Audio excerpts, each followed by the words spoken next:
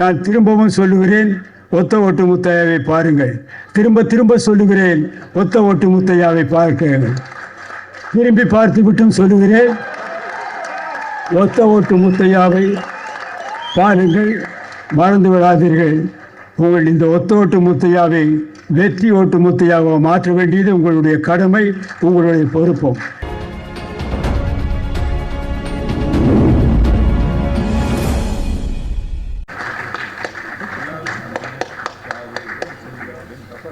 சரி,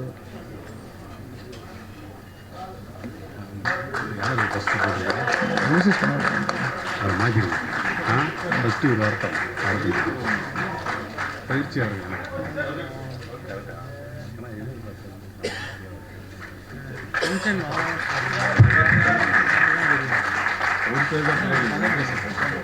வந்திருக்கக்கூடிய சிறப்பு விருந்தினர்கள் அனைவரையும் ஒத்த ஓட்டு முத்தையா படக்குழுவின் சார்பாக வருக வருக என வரவேற்றுக் கொள்கிறோம். வந்திருக்கக்கூடிய சிறப்பு விருந்தினர்கள் மற்றும் கலைஞர்கள் அண்ட் பத்திரிகை ஊடக நண்பர்கள் அனைவரையும் இவ்விழாவினை சிறப்பிக்க வந்ததற்கு, வாழ்த்து வழங்குவதற்கு வந்ததற்கு ரொம்ப வருக வருக என வரவேற்றுக் கொள்கிறோம். படத்தில் இப்போ நிறைய பங்கேற்றிருக்கக்கூடிய சிறப்பு விருந்தினர்கள் உரையாற்றுவதற்கான நேரம் இது. அந்த படத்தின் 3 கதாநாயகர்களும் மேடைக்கு அன்போடு அழைக்கிறோம். துணை கதாபாத்திரங்கள், துணை கதாநாயகர்கள்.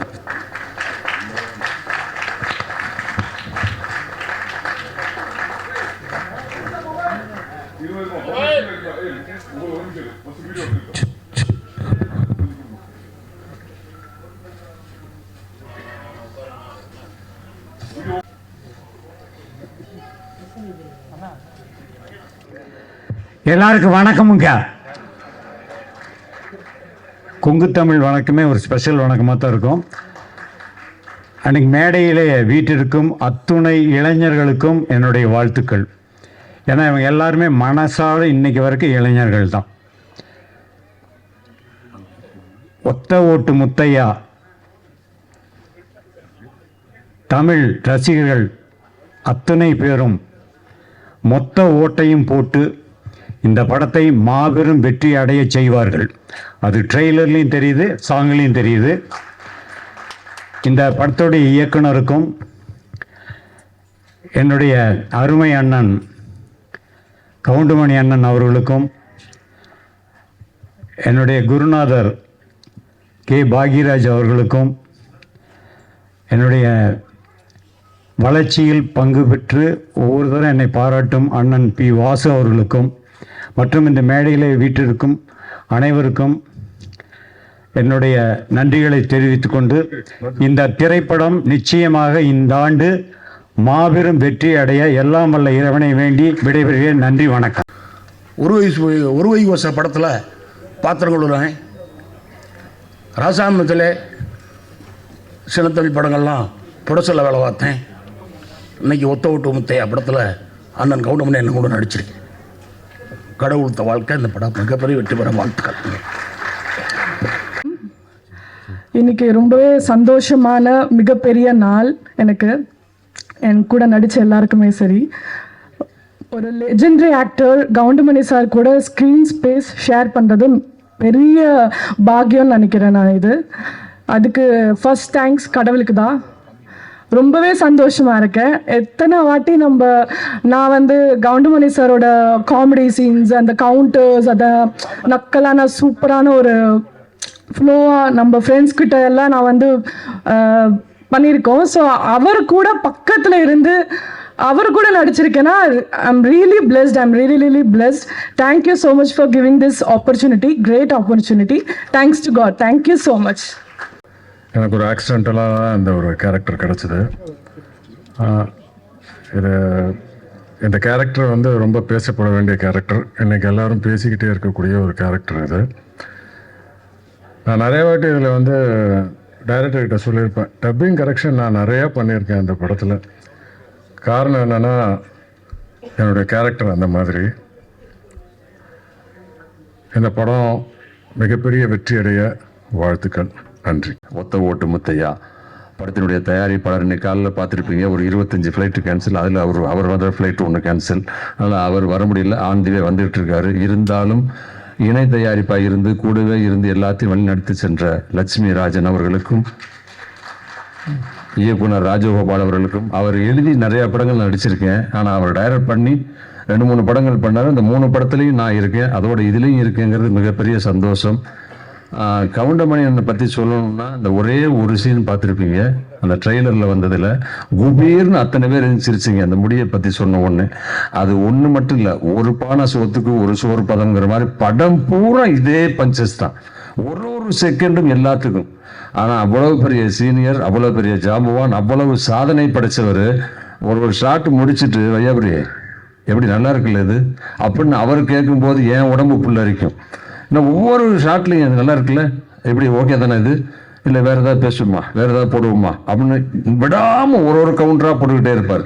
அது மாதிரி இங்கே வந்து முன்னாடி உட்கார்ந்த உடனே அவர் அடித்த கமெண்ட் பின்னாடி சீட்டில் உட்காந்துருந்தேன். ஷூட்டிங் ஸ்பாட்டில் மட்டும் இல்லை, ஃபோனில் பேசினாலும் சரி, யார் கூட பேசினாலும் சரி, விடாமல் சிரிச்சுக்கிட்டே இருக்கலாம். அந்த அளவுக்கு நகைச்சுவையோடு பேசிக்கிட்டே இருப்பார். இங்கே முன்னாடி உட்காந்துருக்கும் போது பன்னீரை பார்க்குற சேர்லேருந்து சாஞ்சு கீழே விழுந்திருப்பார். நல்ல வேளை சோபாவாக இருந்தது. பன்னீர் விழுந்து விழுந்து விழுந்து சிரிச்சிட்டு இருக்கார். எனக்கு லேசாக 1-2 வார்த்தைகள் தான் விழுந்தது காதில், இருந்தாலும் என்னால் கண்ட்ரோல் பண்ண முடியல. பக்கத்தில் பாக்கியராஜ் சாரும் உட்காந்துட்டு கரிசிப்பை வாயில் வச்சுட்டு அப்படியே இருக்கார். ஏன்னா ஒரு நிமிஷமும் ஒரு செகண்டும் பஞ்சு சாதாரண இயல்பா வந்துகிட்டே இருக்கும். அந்த அளவுக்கு இந்த படத்துல ஏகப்பட்ட பஞ்சஸ் இருக்கு, எல்லாமே இருக்கு. இந்த காலகட்டத்தில் எல்லாருமே ஒன்னொன்னா தேடி ஓடிக்கிட்டு இருக்கோம். அங்கங்க அடிதடி வெட்டு குத்து போல இதெல்லாம் போயிட்டு இருக்கு. இப்ப நமக்கு தேவை ரிலாக்ஸ். அந்த ரிலாக்ஸ் கண்டிப்பாக ஒத்த ஓட்டு மொத்தையால இருக்கும். அன்னைக்கு எப்படியோ இன்னைக்கு எப்படியோ என்னைக்கும் அப்படியே அதே கவுண்டரோட, அதே ஸ்பீடோட, அதே டைமிங்கோட இருக்கார் கவுண்டமணி அண்ணன். அவர் கூட செஞ்சு இந்த படத்துல இணைஞ்சு நடிச்சதுல மிகப்பெரிய சந்தோஷம். நான் மட்டும் இல்ல, 3 பேர் இளம் ஹீரோக்கள் இருக்காங்க, இன்னும் நிறைய கலைஞர்கள் இருக்காங்க. அத்தனை கலைஞர்களுக்கும் அத்தனை டெக்னீஷியனுக்கும் எனது மனமார்ந்த வாழ்த்துக்கள். இந்த படம் வெற்றியடைய நீங்க இருக்கீங்க, இறைவன் இருக்காரு, நல்ல டைம் இருக்கு, நல்ல நேரம் இருக்கு. பிப்ரவரி 14 கண்டிப்பாக இந்த படம் மாபெரும் வெற்றி படம் அமையும். நன்றி, வணக்கம். இந்த இசை விழாவிற்கு வருகை தந்திருக்கும் அனைத்து பத்திரிகை குடும்பத்தினர் மற்றும் திரையுலக குடும்பத்தினர் அனைவருக்கும் என் பணிவான வணக்கம். ஒத்த ஓட்டு முத்தையா இந்த படத்தை வாங்கி ரிலீஸ் பண்ணுற 5 ஸ்டார் கே செந்தில் சார், அப்புறம் கதிரேசன் சார், அவருக்கு மனமார்ந்த நன்றிகள். அப்புறம் எங்களை இந்த படத்தில் வாய்ப்பு கொடுத்த எங்கள் ப்ரொடியூசர் ரவிராஜா சார், அதுக்கப்புறம் கோவை லக்ஷ்மணன் சார், அப்புறம் டைரக்டர் ராஜகோபால் சார், அப்புறம் நம்ம super star, comedy super star Goundamani sir, அவங்க எல்லாருக்கும் ரொம்ப நன்றி. எங்கள் அப்பா எந்த ஃபங்க்ஷனில் இல்லை, இருந்திருந்தாருன்னா ரொம்ப சந்தோஷப்பட்டிருப்பாரு. அவரை பார்த்து நான் இன்னும் சந்தோஷப்பட்டிருப்பேன். ஸோ அதை ரொம்ப மிஸ் பண்ணுறேன். ஏன்னா உங்கள் ப்ரெஸ்ஸில் தெரியும் நான் எவ்வளோ வருஷம் சினி ஃபீல்டில் இருக்கேன். என் ஃபஸ்ட்டு படம் நீங்கள்லாம் பார்க்க ப்ரெஸ் மீட்டுக்கு வந்தீங்க. நான் வந்து சார் கூட நடிப்பேன்னு வந்து கனவு நிறையா நினைப்போம்ல, இவங்க கூட நடிக்கணும் அவங்க கூட நடிக்கணும்னு. சார் கூட நடிப்பேன்னு கனவு கூட நினச்சி பார்க்கல. ஸோ மற்ற பெரிய ஆர்டிஸ்ட்லாம் சொல்லுவாங்க, நான் கூட நடித்தவங்க சார் கூட நடித்தவங்கிட்ட கேட்டு அவர் என்னென்ன பண்ணுவாருன்னெலாம் கேட்டுப்போம் அப்படின்னு. ஆனால் நான் சார் பக்கத்தில் உட்காந்தே அவர் படத்தில் என்னென்ன நடித்தாருன்னு கேட்டு ஒரு பெரிய பாகியமாக நினைக்கிறேன். அதெல்லாம் ரொம்ப சந்தோஷமாக இருக்குது. இந்த படம் வந்து உங்கள் எல்லாருக்கும் பிடிக்கும். குடும்பமாக உட்காந்து சந்தோஷமாக பார்க்கலாம். இந்த படத்தை திரைக்கு February 14 வருது. எல்லாரும் குடும்பத்தோடு பார்த்து இதை வெற்றி பெற செய்யணும்னு தாழ்மையோட கேட்டுக்கொண்டு நன்றி, வணக்கம். ஹலோ எவ்ரிபடி, மீடியா பர்சன்ஸ் எல்லாருக்குமே ரொம்ப நன்றி எங்கள் படத்துக்கு வந்து சப்போர்ட் பண்ணதுக்கு. எங்கள் ஃபேமிலியே சரி ஒரு பெரிய ஃபேன் பார்த்தீங்கன்னா வந்துட்டு கவுண்டமணி சாரோட காமெடிக்கு தான். அண்ட் நான் வந்து கவுண்டமணி சாரோட நடிப்பேன்னு வந்துட்டு இமேஜின் பண்ணதே இல்லை. அண்ட் அந்த வாய்ப்பு தந்ததுக்கு ப்ரொடியூசர் சார் அண்ட் டைரக்டர் சாருக்கும் ரொம்ப நன்றி. ஆக்சுவலி கவுண்டமணி சார் எப்படி ஆன் ஸ்க்ரீனோ அதே மாதிரி தான் ஆஃப் ஸ்க்ரீன்லையுமே செம்மையாக கலாய்ச்சிட்டு இருப்பாரு எல்லாரையுமே சரி. அண்ட் எல்லாருமே ஒரு மாதிரி ரொம்ப கம்ஃபர்டபுளாக வச்சுருந்தாரு.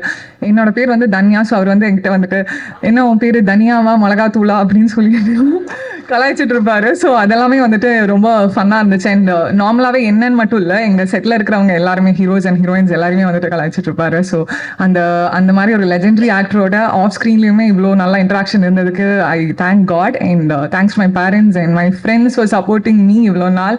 Thank you all. இதே மாதிரி கம்மிங் February 14 அன்னைக்கு வந்துட்டு எங்கள் படத்தை வந்து தியேட்டர்ஸில் பாருங்கள். உங்களுக்கு ரொம்பவே பிடிக்கும். அவ்வளோ காமெடியான ஒரு ஃபிலிம் அண்ட் பாலிட்டிக்கல் சட்டையர் வேறு. ஸோ இன்னும் நல்லாவே இருக்கும். ஸோ கண்டிப்பாக வந்து பார்த்துட்டு சப்போர்ட் பண்ணுங்கள். தேங்க்யூ. நான் கனவுல கூட நினச்சி பார்க்கல கவுண்டமணி கூட நடிப்பேன் அப்படின்னு ஒருத்தர் சொன்னார். நான் கொஞ்சம் வித்தியாசம். ஒரு 6 வருஷத்துக்கு முன்னாடி கவுண்டமணி கூட நடிக்கிற மாதிரி ஒரு சின்ன கனவு கண்டேன். அதில் அவர் எனக்கு கொடுத்த கவுண்டர் ஏன் இப்படி எதுக்கு எடுத்தாலும் இதான் ஓயாம பேசிட்டே இருக்க, கொஞ்சம் நிப்பாட்டு அப்படிங்கிற ஒரு சவுண்ட் எங்கேயும் காதில் விழுது. சத்தியமா நடந்தது உண்மை. கனவு பழிக்குமா பழி, எனக்கு பழிச்சிச்சு உண்மையிலேயே. இது நான் பொய்யா சொல்ல. அந்த ஒரு நீ தான் மங்கள ஞாபகத்தில் இருக்கு. அப்போ கவுண்டமணி கூட போய் நான் நடிக்கும் போது அப்படிலாம் அவர் என்னை எதுவுமே சொல்லலை. சமகாலத்தில் வந்து இவர் வளர்ந்து வர ஒரு நகைச்சுவை வில்லன் நடிகருங்கிறது அவர் நிறைய பேர் சொல்லியிருப்பாங்க போட்டிருக்கு. ரொம்ப மரியாதை கொடுத்து ஷூட்டிங் ஸ்பாட்டில் ஒரு ரிஹர்சல் எனக்கு பயமாக இருக்கும். நான் வந்து கவுண்டமணியோட நடிக்கிறேன்னா வேற மாதிரி வேற படத்தில் வந்து சிங்கிள் டேக்கில் பயங்கர ஸ்பீடாக பேசுவேன், பயங்கர முடிப்பேன், ஒரே டேக்கில் நடிப்பார்னு ஒரு பேர் இருக்கு எனக்கு. ஆனால் கவுண்டமணியை நடிக்கும் போது வந்து ஏதாவது தப்பாக இருமேங்கிறத என்ன பண்ண அவருக்கு முன்னாடி ரிஹர்சல் பார்ப்பேன். நான் ரிஹர்சல் பார்க்குறேங்கிறதுக்காக அவர் என்ன பண்ண எனக்கு கவுண்டர் கொடுத்துட்டே இருப்பார். நான் 4 தடவை ரிஹர்சல் பார்த்தா 4 தடவை அவர் டைலாக் எனக்கு சொல்லிட்டே இருப்பார். எனக்கு ஷாக்காக இருக்கும். ஒரு தடவை சொல்லிட்டு விட்டுடலாமே, நம்மளுக்கு கம்பெனி கொடுக்குறாருன்னு நினைப்பேன். அது என்ன ஒரு உண்மைன்னா, ஒரு கலைஞன் முயற்சி பண்ணுறான், நல்ல டேக் வரணுன்னு, அதுக்கு நம்ம உதவி பண்ணணுங்கிற ஒரு தன்மை இத்தனை வயசு வரைக்கும் இருக்கு. அதை நான் பார்த்தேன். இந்த இடத்துல நான் 2 பேருக்கு மிக முக்கியமாக நன்றி சொல்லணும். ஒன்று வந்து இயக்குனர், எங்களுடைய எழுத்தாளர் சங்கத்தின் தலைவர், திரைக்கதை மன்னர் பாக்யராஜ் சார் அவர்களுக்கு. என்னன்னா, இன்னைக்கு பாக்யராஜ் சார் இல்லைன்னா நம்மளை இத்தனை வருஷமா சிரிக்க வச்சிட்டு இருக்க கவுண்டமணி சாருடைய காமெடி ஒன்று இருந்திருக்காரு. அந்த எழுத்தாளனா அவர் வந்து பாரதிராஜ் சார்ட்ட போய் கவுண்டமணி அறிமுகப்படுத்தி, இவர் நல்லா நடிப்பார், நடிக்கவீங்கன்னு சொல்லி, பாரதிராஜ் சார் எப்படியா உனக்கு எப்படியா நம்பிக்கை இருக்கா, எனக்கு நம்பிக்கை வரலையான்னு சொல்லி நம்பிக்கையை ஏற்படுத்தி அன்னைக்கு மிகுந்த சிரமப்பட்டு கவுண்டமணி பாரதிராஜ் சார்ட்ட போய் அறிமுகப்படுத்தி ஒரு மிகப்பெரிய வாய்ப்பு வாங்கி கொடுத்தது தான் நம்ம இத்தனை வருஷம் சிரிச்சிட்டு இருக்கான மூலாதாரம். இந்த பாக்யராஜ் சாரும் ஒரு தெரியல, கவுண்டமணி வந்திருப்பாரு, ஆனா எப்ப வந்திருப்பாரு எனக்கு தெரியாது. அப்படிப்பட்ட மனசுக்கு எங்க பாக்யராஜ் சாருக்கு மிகுந்த நன்றி. அப்புறம் இங்கே எங்களுடைய இயக்குனர் டி வாஸ் சார் இருக்காங்க. சமீபத்தில் அவங்களுடைய டைரக்ஷனில் சந்திரமிக் 2 நான் நடித்தேன்.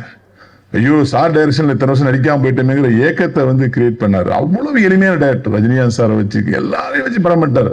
அதாவது தமிழ்நாட்டில் மட்டும் கிடையாது, கர்நாடகத்தில், தெலுங்குல, ஹிந்தியில எல்லாத்துலேயும் டைரக்ஷன் பண்ண ஒரு மிகப்பெரிய ஆளுமை. என்னை ரொம்ப சாதாரண ஒரு தம்பி மாதிரி ட்ரீட் பண்ணக்கூடிய ஒரு நண்பரா இயக்குனராக இருப்பார் வாசார். அந்த வாசார் படங்கள் வந்து கவுண்டமணிக்கு மிகப்பெரிய ஒரு ரீச்சை கொடுத்துருக்கு. நீங்க பார்த்துருப்பீங்க. சின்ன தம்பியா இருக்கட்டும், நடிகனா இருக்கட்டும், சேதுபதி ஐபிஎஸ்ஸா இருக்கட்டும், வால்டர் வெற்றிவேலா இருக்கட்டும், மலபார் போலீஸா இருக்கட்டும், அதாவது to the core comedy, rickshaw மாமா, பார்த்துட்டான் அதெல்லாம் வந்து அவரை ரசிச்சு வாசார் எழுதியிருப்பாரு. அந்த 2 பேரும் இன்னைக்கு வந்தது வந்து நிகழ்ச்சியோட முத்தாய்ப்பா நான் நினைக்கிறேன். ஏன்னா ஒருத்தர் அறிமுகப்படுத்தியவர், ஒருத்தர் கவுண்டமணி வந்து ஒரு பீக்கு கொண்டு போன ஒரு டைரக்டர்.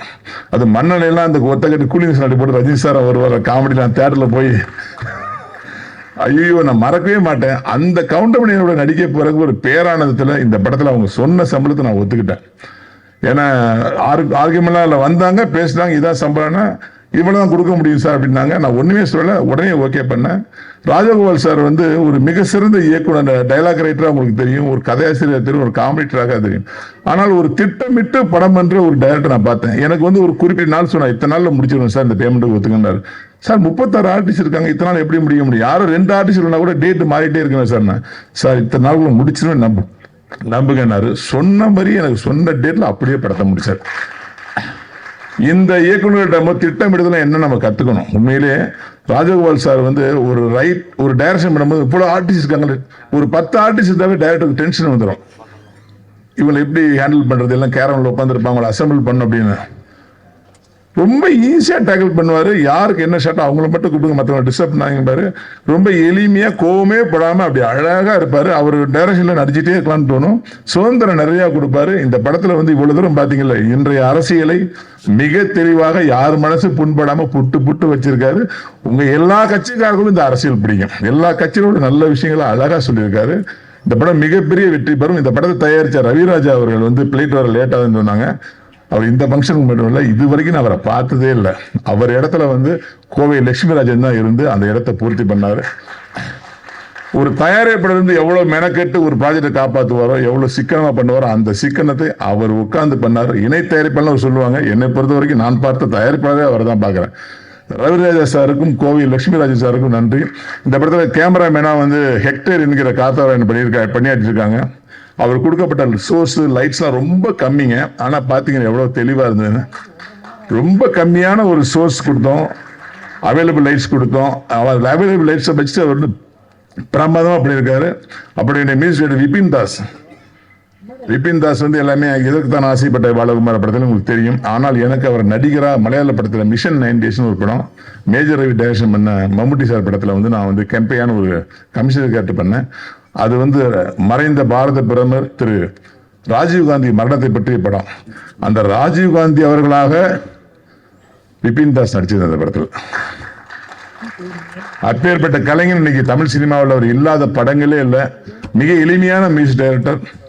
இந்த படத்தில் நடித்த மயில்சாமி என்னுடைய சன்னு, நம்ம சிங்கபுத்தண்ண சாருடைய மகன், அதுக்கப்புறம் நாகி சார் பேரன், அவங்க கூட சேர்ந்து நடித்த இந்த 3 ஹீரோயினி, என்னோட சேர்ந்து நடித்த இயக்குனர் நடிகர் சி ரங்கநாத் சார், அனுமோகன் சார், நம்முடைய சிசர் மனோகரன் சார், எல்லாத்துக்கும் என்னுடைய வையாபுரி என்ன எல்லாத்துக்கும் என்னுடைய மனமார்ந்த நன்றிகளையும் வாழ்த்துக்களையும் தெரிவிச்சுக்கிறேன். இந்த ஒத்த ஓட்டு முத்தையா நிறைய ஓட்டுகளை பெறும், 7.5 கோடி ஓட்டுகளையும் பெறும் நான் சொல்றேன்.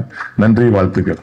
ஒவ்வொரு விஷயங்களையும் தெளிவாக ஆழமாக கருத்தோடு பேசினதுக்கு நன்றி சார். அடுத்ததாக யாரை கூப்பிட போகிறோம் அப்படின்னு பார்த்தீங்கன்னா, மறைந்த நகைச்சுவை கலைஞன் ஜாம்பவான் சொல்லலாம் நாகேஷ் அவர்களின் பேரன் கஜேஷ் அவர்களையும் அவரோடு சேர்ந்து அப்பர்ணா நடிகை அவர்களையும் மேடைக்கு பேச அழைக்கிறோம்.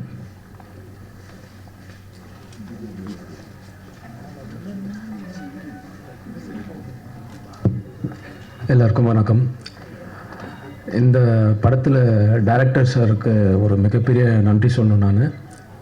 அண்ட் ப்ரொடியூசர் சாருக்கும் அந்த டீமுக்கும் கூவை பிரதர்ஸ் அண்ட் குரூப்புக்கும் நன்றி. ஆனால் என்ன கொஞ்சம் பேமெண்ட் டிலேயாக வரும். அதுக்கப்புறம் வந்துட்டு பார்த்திங்கன்னா எங்கள் தாத்தாவோட கவுண்டமணி சார் நடிச்சிருக்காரு. எங்கள் அப்பா ஆனந்த் பாபு அவரோட கவுண்டமணி சார் பண்ணியிருக்காரு. நான் அவர் கூட நடிக்கிறது ஒரு மிகப்பெரிய சந்தோஷம், எனக்கு ஒரு பாக்கியம்னு சொல்லலாம். அண்ட் 3 இந்த ஜென்ரேஷனாக பண்ணிகிட்ருக்கோம். So it was such fun. And என்ன கூட நடித்த இந்த டீமுக்கு எல்லாருக்கும் ஒரு பெரிய நன்றி. ரொம்ப ஃபன்னாக போச்சு shooting. And it was such a good, எப்படி சொல்ல, ஒரு ஒர்க் ஸ்பாட்டுன்னு இல்லாமல் ஒரு ஃபன் ஸ்பாட்டாக இருந்தது நம்மளுக்கு. And thank you to all the legends sitting here. And எல்லாருக்கும் என் அப்பா ஸ்தானம் தான். So thank you all for coming and thank you for blessing this.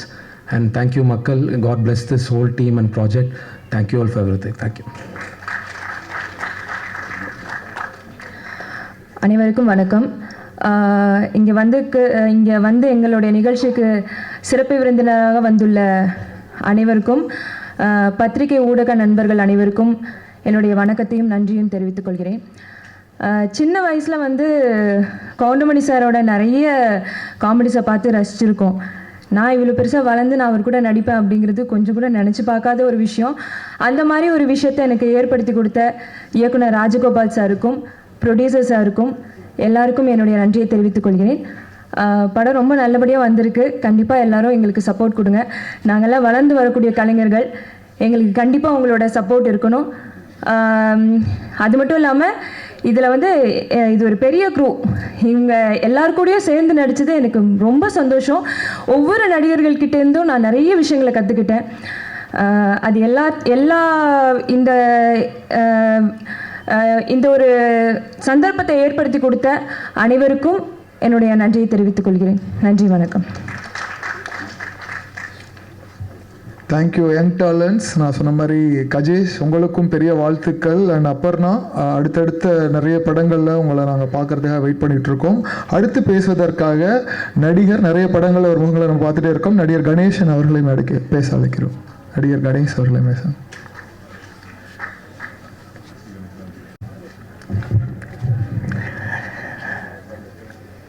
இங்கே வருகை தந்திருக்கும் என்னுடைய பத்திரிகை சொந்தங்களாகிய உங்கள் அனைவருக்கும், மேடையில் வீட்டிற்கும் மிகப்பெரிய ஜாபவன்களாக அமர்ந்திருக்கும் அனைவருக்கும், பாக்யராஜ் அங்கிள் அவர்களுக்கும், கே ராஜன் அங்கிள் அவர்களுக்கும், திரையுலகின் பொக்கிஷம் அண்ணன் கவுண்டமணி அண்ணன் அவர்களுக்கும் மற்றும் மேடையில் அமர்ந்திருக்கும் அனைவருக்கும் என்னுடைய முதற்கண் வணக்கங்கள்.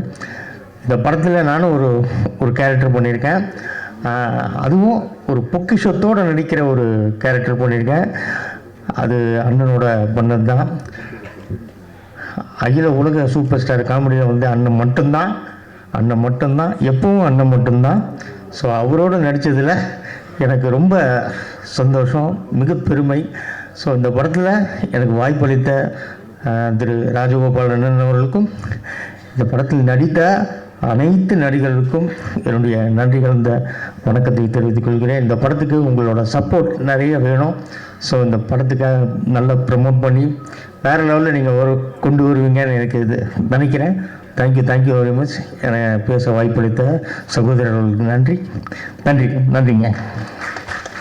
சார் ரவிமரியா சார் எனக்கு 2007 தெரியும். என் சைல்ட்ஹுட் ஃப்ரெண்ட் அவர் ஆக்சுவலி. ஸோ படம் ஹியூமரஸாக இருக்கும். ராஜகோபால் சார் டைரக்ஷன் எவ்வளோ எக்ஸ்பீரியன்ஸ் இருக்கு. ஒரு தாட்டி அவர்கிட்ட உட்காரும்போது எவ்வளோ படத்துக்கு அவர் எழுதியிருக்காரு. ஒரு காமெடி சீன் உறவு பண்ணுறது எவ்வளோ கஷ்டம்னு எனக்கு தெரியுது. ஏன்னா சிரிக்க வைக்கிறது சச் எ டிஃபிகல்ட் ஜாப். அவர் சூப்பராக பண்ணியிருக்காரு. எல்லாருமே என்ஜாய் பண்ணுங்க. P Vasu sir, Bhagyaraj sir, Rajan sir, thank you so much for gracing this occasion. And I will all see you. மதுரையில் நம்ம சக்ஸஸ் பார்ட்டி பார்த்துக்கலாம். Thank you very much. எல்லாருமே சொல்கிறது மாதிரி இந்த மேடை எனக்கும் ஒரு முக்கியமான பதிவாக பார்க்குறேன். நம்ம எவ்வளோ படங்களை ஒர்க் பண்ணியிருப்போம், எவ்வளோ பேருக்கு எழுதியிருப்போம். சின்ன வயசில் பள்ளிக்கூடம் போகும்போது கிராமங்களில் கொண்டாந்து செங்கிப்பட்டி கமலா தேட்டரில் அங்கேயும் ஒரு கமலா இருந்துச்சு, ஒரு டூரிங் டாக்ஸ். அப்போ எந்த போஸ்ட் ஓட்டினாலும் கவுண்டமணி செந்தில் இருக்கும். அப்போ அவங்களோட உயரம், இவங்களுடைய ஆளுமை தெரியாது. ஆனால் பசங்க எல்லாருமே சரி கவுண்டமணி செந்தில் படண்டா போலமாடா அப்படிம்பாங்க. கதாநாயகன் தெரியாது, கதாநாயகி தெரியாது, இயக்குனர் தெரியாது, என்ன கதை தெரியாது. ஆனால் அந்த பேரை கேட்ட உடனே படத்துக்கு போகலாமா அப்படிங்கிற ஒரு கூட்டத்தில் நானும் ஒருத்தனாக இருந்தேன். அதனால் இந்த படத்தில் நாங்கள் இந்த மேடையில் நிற்கிறது நான் ரொம்ப ப்ரிசியஸாக நான் நினச்சிட்ருக்கேன். ரெண்டாவது, ஐயா கவுண்டமணி ஐயா அவர்களை பற்றி பேசணும்னா மணிக்கணக்கில் பேசலாம். ஏன்னா அவர் ஒரு காலகட்டத்தில் அந்த சினிமாவுக்கு நான் வந்ததுக்கு பிறகு நிறைய மனிதர்களை பற்றி படிக்க போகும்போது பார்த்தா, கதாநாயகர்களை நம்பி எடுத்தார்களோ இல்லையோ, ஐயா கவுண்டமணியை நம்பி எடுத்த தயாரிப்பாளர்கள் ஏராளமான பேர் திரையுலகில் இருந்துட்டு இருக்கிறாங்க. அவர் கால்ஷீட் இருக்குன்னா படம் எடுக்கலாம் அப்படிங்கிற ஒரு காலகட்டம். அதே போல் இன்னைக்கு எனக்கு ரொம்ப ஆச்சரியமாக இருக்கும், எவ்வளோ பெரிய நிகழ்வுகளை கூட ஒரு புன்னகையால் கடந்து போகலாங்கிறத அழகாக சொன்னது அவர் தான்.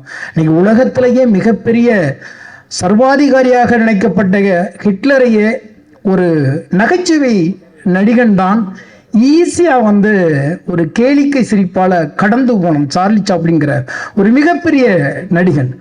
அவன் பெயரை சொல்றதுக்கு பயப்பட்டுச்சு உலகம். ஹிட்லர்னு பெயரை சொல்றதுக்கு பயப்பட்டுச்சு. ஆனால் ஒரு நகைச்சுவை கலைஞன் திரையில நின்று சாதாரணமாக போகிற போக்கில் தூசியை தட்டி விடுறது மாதிரி ஒரு ஒற்றை புன்னகையால் கடந்து போனான். அந்த விஷயத்தை அப்படியே மொழி மாற்றி தமிழ் திரை உலகத்தில் பார்த்தீங்கன்னா, இவர் எவ்வளவு பெரிய விஷயங்களையும் ஈஸியாக ஒற்றை சிரிப்பில் கடந்து போக கற்றுக் கொடுத்தவர் ஐயா கவுண்டமணி ஐயா அவர்கள். அவருடைய படத்தில் இன்னைக்கு நானும் ஒரு ஓரத்தில் ஒரு புள்ளியாக இருக்கேங்கிறது ரொம்ப மகிழ்ச்சியாக இருக்குது. இந்த படத்துக்கு நான் இங்கே இருக்கிறதுக்கான காரணமாக இருந்தது இயக்குனர் ராஜகோபால் சார். அவர் 10 வருஷத்துக்கு முன்னாடி என்ன கதாநாயகனாக வச்சு படம் எடுக்கிறதுக்கு ஒரு கதை சொல்ல வந்தார். அன்னையிலேருந்தே நாங்கள் சிறந்த ஒரு நட்போடு நாங்கள் பழகிட்டு இருக்கிறோம். அப்போ நாங்கள் ஒரு முடிவு பண்ணோம், ஆனால் கவுண்டமணி ஐயா பேசின பஞ்சு டயலாக்லாம் வச்சு ஒரு பாட்டு பண்ணலாமான்னு எடுத்தோம்னா கொட்டுது. ஒரு 50 பாட்டு பண்ணலாம் போல இருக்கு, அவ்வளோ நகைச்சுவைகள். ஆனால் எல்லாத்தையும் அடக்க முடியாது இல்லையா, ஒரு சங்குக்குள் சமுத்திரத்தை அடைக்க முடியாத மாதிரி ஒரு சின்ன துளி இந்த படத்துக்கு எதெல்லாம் தேவையோ எதெல்லாம் வேணுமோ அப்படின்னு எடுத்துக்கிட்டு அதை ரொம்ப சிரமப்பட்டோம். அந்த டயலாக்கு மட்டும்தான் ஒரு வார்த்தை கூட நான் யோசிக்கவே இல்லை. அண்ணன் ஏற்கனவே பேசி வச்சுட்டாங்க. நாமெல்லாம் ரசித்த வரிகள், ரசித்து கைத்தட்டின வரிகள், அதையெல்லாம் எங்கெங்கே கோக்கணுங்கன்ட்டு இயக்குனர் இசையமைப்பாளர் சித்தார்த்த கூட உட்காந்து அந்த பாட்டை பண்ணோம். எனக்கு ரொம்ப மன நிறைவாக இருந்துச்சு. இன்றைக்கி நான் கேட்கும் பொழுது வீட்டிலையும் சிரிச்சுக்கிட்டே இருப்பேன். அந்த பாட்டு எழுதும்போது நம்புறீங்களே இல்லையோ ஒரு 50 பக்கம் எழுதியிருப்பேன் அதுக்கு.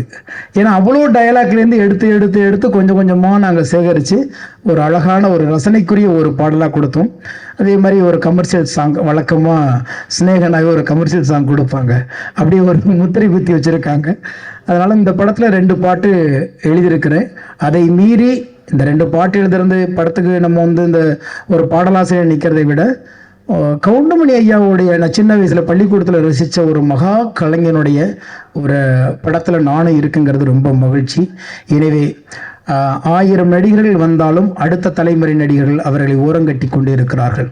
எல்லாருக்கும் மாற்று இருக்கிறது. ஐயா கவுண்டமணி ஐயாவுக்கு மட்டும் எப்போதும் மாற்றே இல்லை.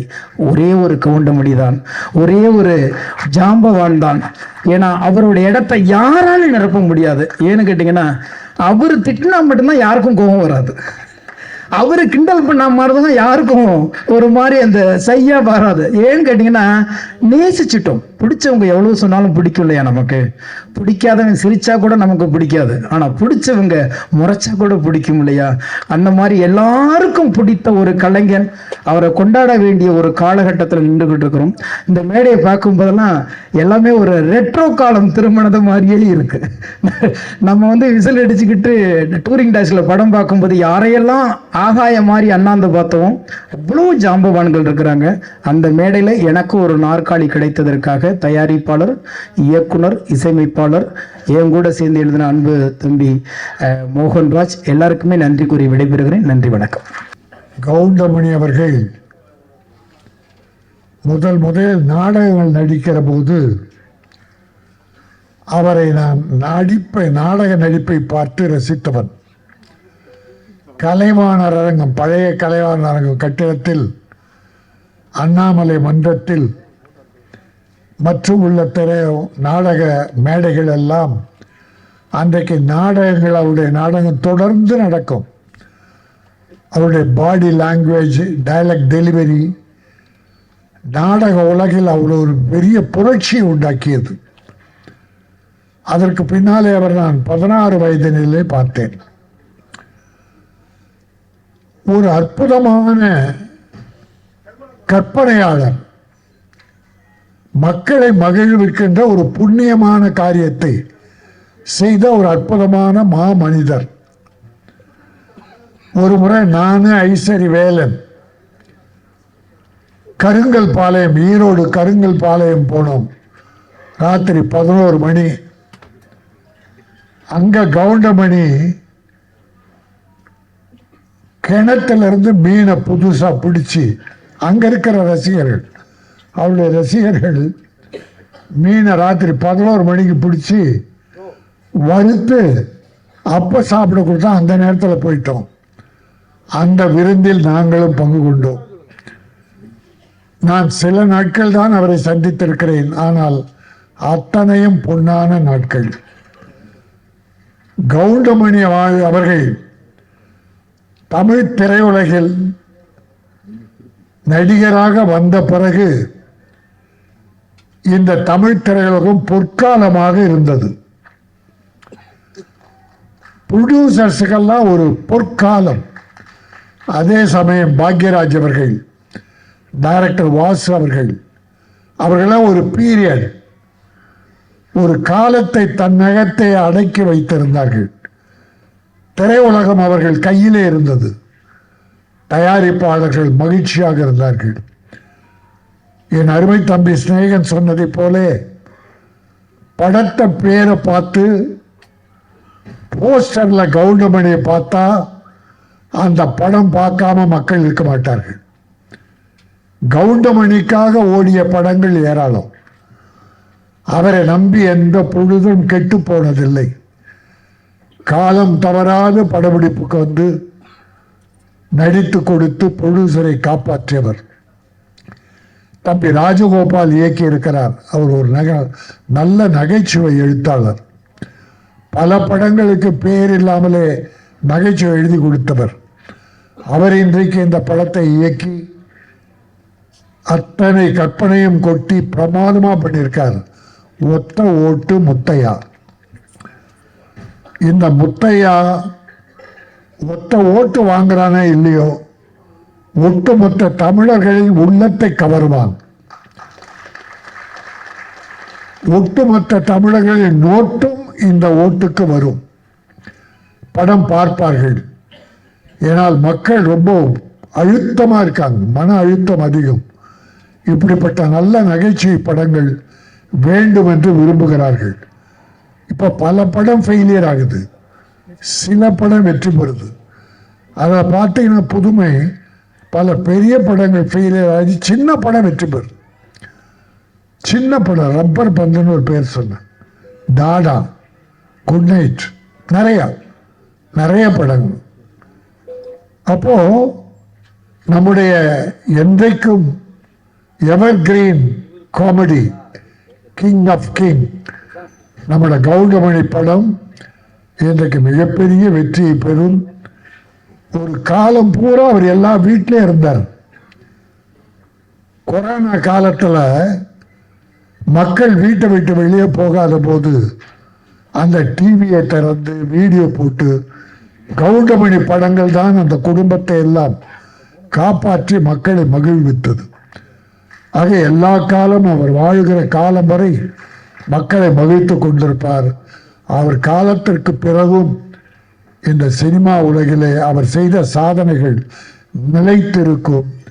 பல நடிகர்கள் தலை கனத்தை குறைத்து வருமானத்திற்காக தன்மானத்தை இழந்து இருப்பதை விட கவுண்டமணி அவர்கள் எப்படி இந்த திரையுலகில் நடந்து கொண்டாரோ, எத்தனை ப்ரொடியூசரை காப்பாற்றினாரோ, எத்தனை இயக்குநர்களுக்கு பெரிய மரியாதை கொடுத்தாரோ, அதை போல அவரை வழிகாட்டியாக கொள்ள வேண்டும். இந்த ஒத்தை ஓட்டு முத்தையா தயாரிப்பாளர்களை காப்பாற்ற வேண்டும். டைரக்டருக்கு அடுத்து படங்கள் கிடைக்க வேண்டும். நிறைய நட்சத்திரங்கள் காமெடி நடிகர்கள்லாம் அற்புதமாக போட்டிருக்கார். மியூசிக் 2-3 பாட்டு பார்த்தோம், அற்புதம், நல்லா இருந்தது. மியூசிக் டைரக்டர் வாழ்த்துக்கள். அது ஒரு கவர்ச்சி பாட்டு. இப்பெல்லாம் பாவாடை தைக்கிறாங்க சார், பாக்யராஜ் சார் பாவாடை தைக்கிறாங்க ஃபுல்லா. ஆனால் எதை கிழிச்சு விட்டுறாங்க. ஒரு நல்ல முழுசா துணி வாங்கி பாவாடை தைச்சி ஒரு 5 இடத்துல கிழிச்சு விட்டுறேன்.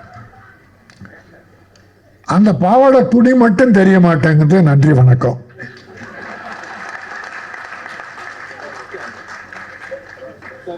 அது மாதிரி என்னோட படத்தில் 36-37 ஆர்டிஸ்ட் நடிச்சிருக்காங்க. எல்லாருமே வெளியே வாங்குற சம்பளத்தை விட எனக்காக கம்மியாக பாதி சம்பளம் அப்படி பண்ணாங்க. அவங்க எல்லாருக்குமே நன்றி. அதே மாதிரி டெக்னீஷியன்ஸ் எல்லாருமே இந்த படம் முடிகிற வரைக்கும் நல்ல ஒத்துழைப்பு கொடுத்தாங்க. அவங்களுக்கும் நன்றி. இந்த படம் உருவானதே ரொம்ப ஒரு ஆச்சரியமான விஷயம். அதை நான் உங்ககிட்ட பகிர்ந்துக்கணும். எப்படின்னா, நான் வேற ஒரு படத்துக்காகத்தான் டிஸ்கஷன் அது இதுன்னு ஒரு வருஷமாக போய்கிட்டு இருந்தேன். நம்ம சிங்கமுத்தண்ணே அவங்க ஆஃபீஸ் வளசுறவக்கம், அங்கே தான் அவர் பையன் வாசன் கார்த்திகை வச்சு ஒரு படம் பண்ணலான்னு அவங்க சொந்தக்காரர் தான் ப்ரொடியூசரு. தேவர் ஹோட்டல் அப்படின்னு ஒரு படம், அதுக்கு தான் நாங்கள் ஒரு வருஷமாக ஸ்கிரிப்ட் பண்ணிகிட்டு இருந்தோம். திடீர்னு எதிர்பாராத விதமாக இந்த ப்ரொடியூசர் அவங்க வந்தாங்க. அவங்க எப்படி வந்தாங்க அப்படின்னா, என் மனைவி உடல்நிலை சரியில்லாமல் கிட்னி ப்ராப்ளம், அதில் ஹாஸ்பிட்டலில் இருந்தாங்க. அந்த நேரத்தில் ஒரு அட்டெண்டர் கூடவே இருக்கணும். எந்த நேரமும் மாஸ்க் போட்டு மூச்சு விட முடியாமல் கஷ்டப்பட்டுக்கிட்டு இருந்தாங்க. நான் ஒரு ஹாஃப் டே, என் பையன் ஒரு ஹாஃப் டே அப்படி தான் பார்த்துக்குவோம் கேஎம்சியில்.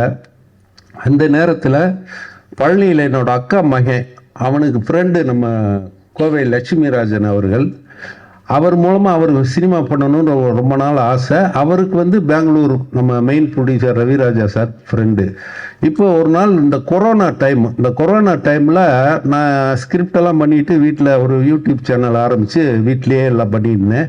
அன்னை கவுண்டமணி அன்னை 2 நாளைக்கு ஒருக்கா எனக்கு எப்பயாவது ஃபோன் பண்ணுவார், இல்லை நான் பண்ணுவேன், பேசுவோம்.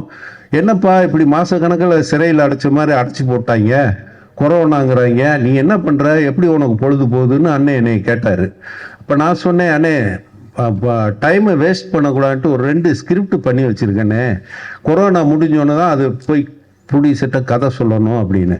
அப்படியா, அதில் ஒரு கதையை சொல்லி பார்க்கலான்னாரு. ஃபோன்லேயே சொன்னேன், இந்த மாதிரினே 3 பொண்ணு, அப்பா அம்மா, அண்ணன் தம்பிக்கு தான் கல்யாணம் பண்ணி கொடுக்கணுங்கிறாங்க. ஆனால் இந்த பொண்ணுங்க ஏதோ ஒரு சூழ்நிலையில் 3 வேறு பசங்களை லவ் பண்ணிடுச்சு.